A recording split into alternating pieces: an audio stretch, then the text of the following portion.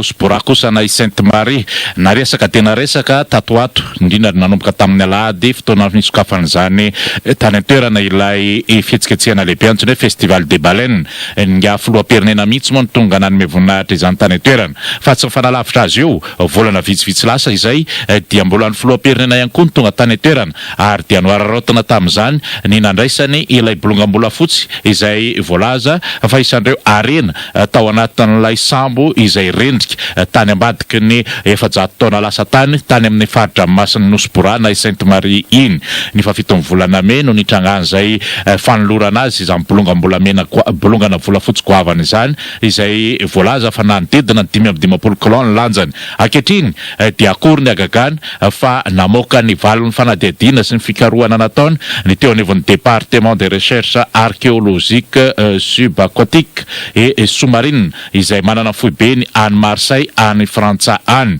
voalaza ary fa dia tsy bolongambola fotsy iny natolotra ny filoam-pirenena iny fa firaka na